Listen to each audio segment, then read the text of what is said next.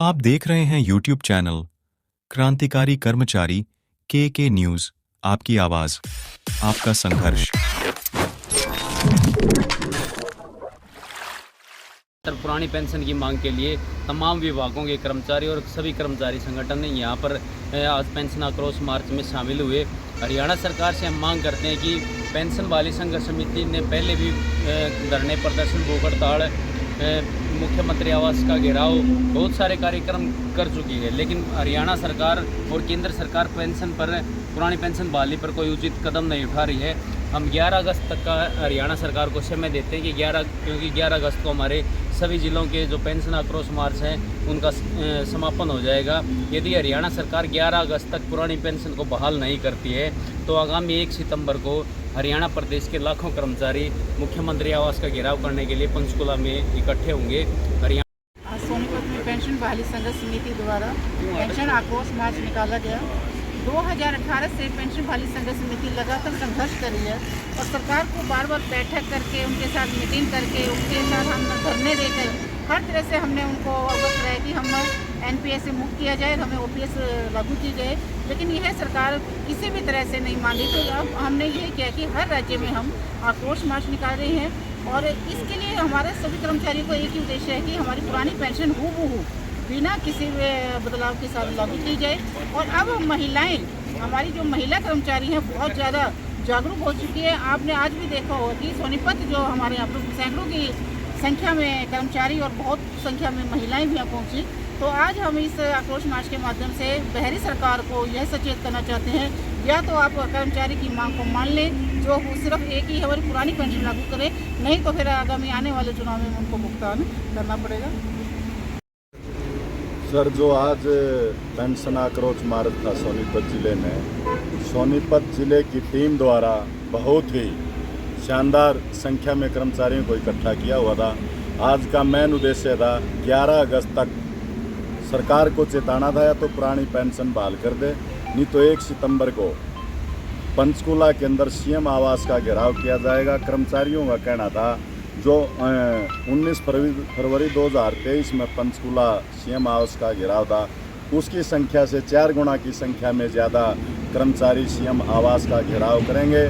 या तो उस दिन सरकार को अंतिम समय दिया जाएगा, वरना उसके बाद तो जैसे लोकसभा के चुनाव के अंदर वोट फॉर OPS मुहिम के द्वारा ही हम सत्ता परिवर्तन करने का काम पेंशन बहाली संघर्ष समिति के कर्मचारी पूर्ण रूप से करेंगे।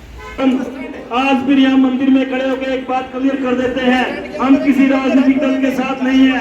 हमने पंजाब में कांग्रेस के विरुद्ध आंदोलन चलाया, वो वहाँ पर बाहर नहीं गई, उसको सत्ता से बाहर करने का काम किया। आम आदमी पार्टी वादा करके सत्ता में आई थी, लेकिन वही ढिलमुल रवैया हुए वो पंजाब में अपनाए हुए हैं। हमारा आंदोलन उनके खिलाफ चला।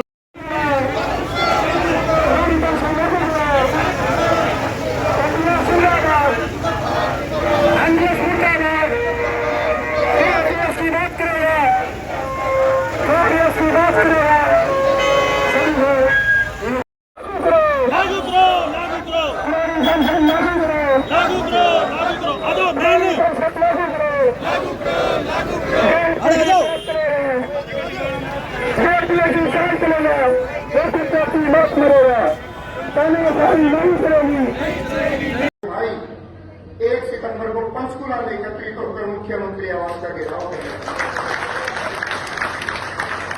और ये अंतिम होगा। और सिर्फ इसीलिए आपके बीच में आए हुए एक विश्वास लेने के लिए कि हमने निर्णय तो ले लिया घेराव का, हमने निर्णय तो ले लिया सरकार से टकराव का, तो क्या हमारे साथी हमारे साथ मजबूती से खड़े रहेंगे कि नहीं रहेंगे, वो विश्वास आपसे मांगने आया हूं। जो साथी ये विश्वास दिलाता है कि हम 1 सितंबर को मैं तो आऊंगा ही आऊंगा, अपने साथ अपने 10 साथियों को लेकर आऊंगा, दोनों हाथ खड़े करके विश्वास दिलाता बस आपकी इस विश्वास की बदौलत ही हमने ये निर्णय लिया और निश्चित तौर पर यह विश्वास भी आपको है कि अगले 2 महीने हरियाणा प्रदेश में OPS बहाल होगी और 2 महीने बाद इसी सभा में, इसी सदन में हम दोबारा एकत्रित होंगे, लेकिन उस समय गाजे और बाजे के साथ OPS का जश्न मनाने के लिए। नहीं चलेगी, नहीं चलेगी, नहीं चलेगी, नहीं चलेगी, अभी तो लड़ाई है, आगे और लड़ाई।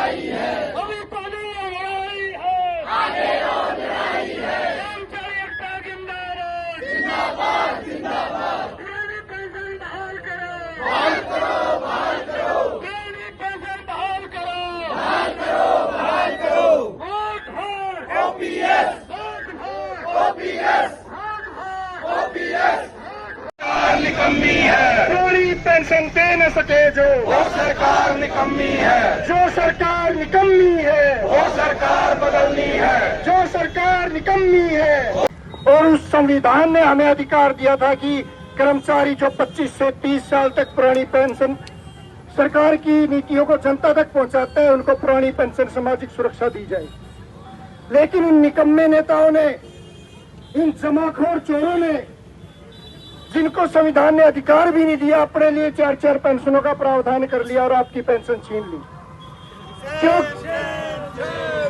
क्यों क्यों? आप गरीब परिवार से आते हैं, आप मजदूर परिवार से आते हैं, आपकी संपन्नता इनसे देखी नहीं जा रही। ये नहीं चाहते आप इनकी बराबरी करें, ये नहीं चाहते कि आप गलत नीतियों का विरोध करें, ये आपकी लड़ाई को केवल रोटी की लड़ाई बना देना चाहते हैं। ऐसी निकम्मी सरकार को झुकाना और बदल देना ही हमारा धर्म बनता है साथी।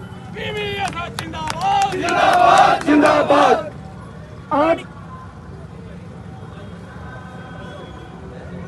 उसी संविधान की शपथ लेकर हम एक बात कहते हैं कि या तो 1 सितंबर तक हरियाणा सरकार पुरानी पेंशन बहाल करे, नहीं तो 1 सितंबर को हम मुख्यमंत्री का आवास का घेराव करेंगे और जब तक वो घेराव जारी रहेगा, जब तक पुरानी पेंशन बहाल नहीं हो जाए,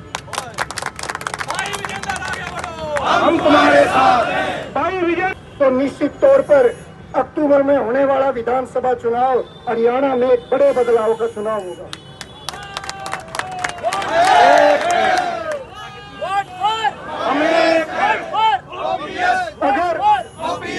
अगर ओपीएस बहाल न करने का इनका निर्णय है तो ओपीएस को बहाल करवाने का हमारा निर्णय है और हम अपने निर्णय पर अड़िग हैं जब तक ओपीएस बहाल नहीं हो जाती। भाई विजेंद्र आगे बढ़ो, भाई ऋषिराम आगे